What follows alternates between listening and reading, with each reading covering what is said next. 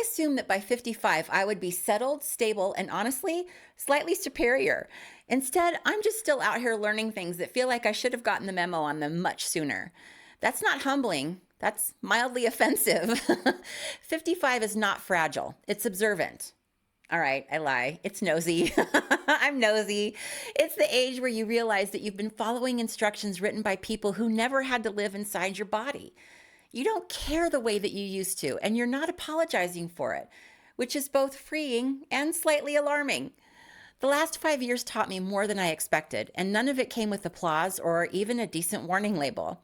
Some of those lessons came wrapped in a layoff and a front row seat to ageism, which is its own masterclass in humility and rage. I've made a lot of videos about that mess already, so we're not unpacking that suitcase again today, but I'll link to some of them all up around here.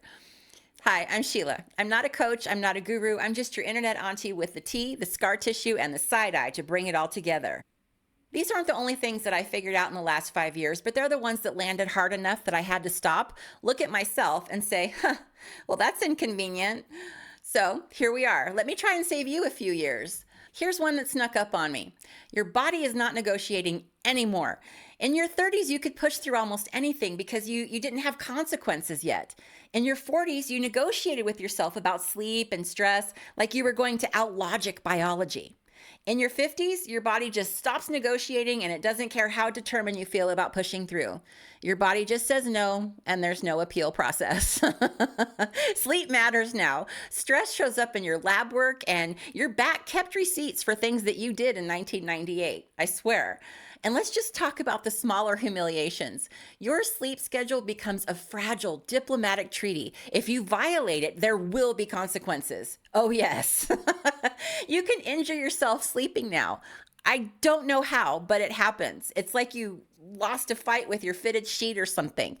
You need to stretch before loading the dishwasher, not in like a, fitness way, but in a survival way. You can completely throw your back out now when you sneeze. You can't eat whatever you want at 10 p.m. anymore and wake up like nothing happened, because something absolutely will happen. Here's something else that nobody warned you about. Your brain still thinks that you're 35. Your brain will look at the couch and think, we can move that. Your brain will see someone doing a cartwheel and briefly consider it. Your brain still thinks that you can do all the things, and your body will laugh hysterically. Your brain forgets nouns mid-sentence and just replaces them with that thing and keeps going like nothing ever happened. Your brain says go, your body says absolutely not. The disconnect is humbling, but also hilarious. Mentally, you're still wildly ambitious, and physically, you just want a snack and a heating pad. I finally realized that the audience that I was performing for never bought tickets to see me. Now, I knew this before, but in the last few years, this has really hit harder for me. For years, I thought that someone somewhere was keeping a file on my thighs, my tone, my mistakes, that awful outfit from 2013. They aren't. They aren't. People aren't watching you the way that you think that they are. They're busy. They're worried. They're trying to remember where they put their keys and whether that mole was always that shape. They're not writing a documentary about your upper arms, hon. They're not. I changed my shirt in the car the other day when my husband was driving. The world didn't combust. Traffic didn't stop. There wasn't a breaking news banner announcing that a local woman committed a fabric adjustment on the highway. Life just kept on moving and no one even noticed. Well, my husband noticed. Husbands are like little raccoons, right? They notice movement and boobs. When you're younger, the idea that no one cares feels humiliating. But at 55, honestly, it feels liberating. No one is grading my body but me, and no one is replaying my awkward moments the way that I am. It isn't just that no one's watching, it's that I've retired from caring if they are. When did you realize that the audience in your head wasn't actually real? I want to know the moment that it clicked for you. Let me know in the comments. I have finally accepted that time isn't the real bottleneck, because energy is. And I spent years blaming the clock for a battery problem. You can color code your calendar until the cows come home and still feel like a drained phone at 2%. Energy is the real currency, and I treated it like store credit at a place that was going out of business. Now I treat my energy like it actually costs something, because it does. Somewhere in your 50s, you start doing the math, not in a dramatic way, in an actual calendar way. You realize that you might have 20 good summers left if you're lucky and reasonably healthy. And suddenly, you don't want to spend 3 of them explaining yourself to someone who already has decided not to understand you. You stop saying someday like it's a location you can visit whenever you feel like it. Time stops feeling endless and starts feeling numbered. And if you've been overspending energy, you know what's next. You stay busy. For years, I stayed busy enough to avoid myself, and I worked harder, worried harder, scheduled harder, and filled every quiet space with noise. Busyness feels productive, but it's often just camouflage. You can outrun discomfort for years if you stay busy enough, and you can call anxiety ambition and overfunctioning responsibility until your body calls you out on it. Then you realize that you've been managing optics instead of feelings and building a life that you never even actually stopped to ask if you like. You can't outrun yourself forever, and eventually you have to sit down and have the conversation that you've been postponing. I have seen that purpose and anticipation are not the same thing, and I need both. Let me explain. Purpose is the thing that keeps you from drifting. It's the thing underneath everything else, right? It's the reason that I still get up even when the day already woke up with an attitude.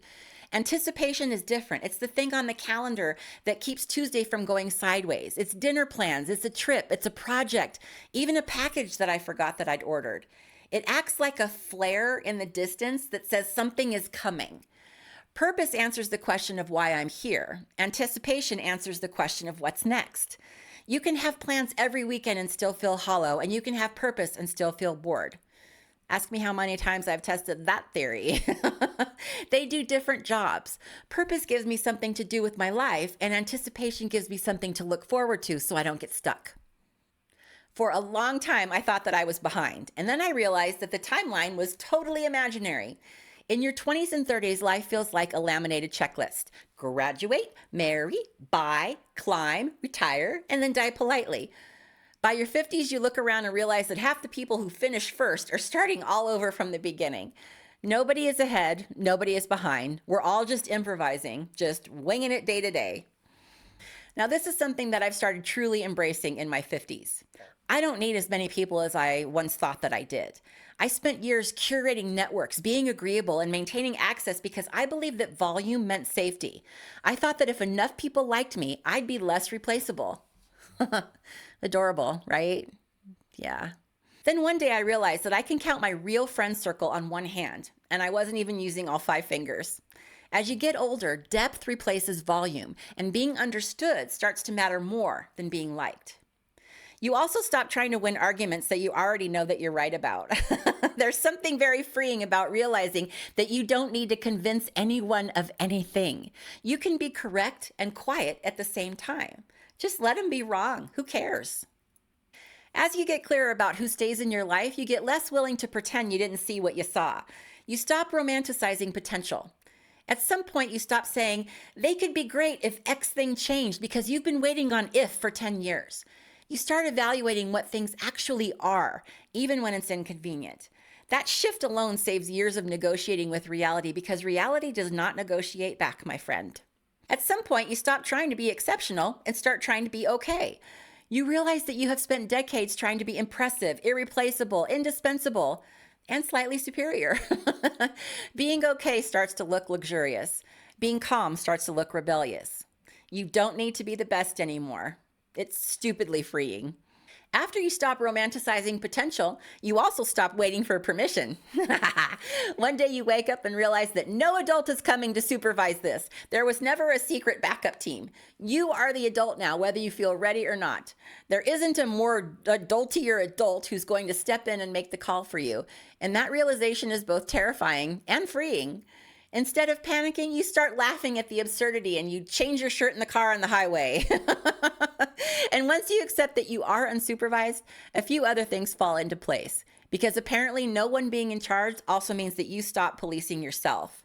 You stop pretending that you like things that you don't. The food, the people, the opportunity. You realize how much of your personality was just trying to avoid disapproval, which is a deeply annoying discovery at this age. Believe me. You can smell flattery now, and instead of feeling flattered, you mostly feel suspicious. You finally believe people when they show you who they are, not after the third warning, the first one. You become deeply uninterested in explaining yourself to people, and with that, you stop trying to be impressive. You start trying to be honest, which turns out to be both cheaper and quieter. Getting older is not about becoming perfect. It's about getting honest. It's about knowing what's yours, what isn't, and how many summers you want to waste pretending. I'm still learning, but I'm no longer surprised when I catch myself being ridiculous. And honestly, that might be the whole upgrade. If this is what getting older looks like, I'll take it. Because at least now I know when I change my shirt in the car, I know no one's watching. And I truly don't care if they are.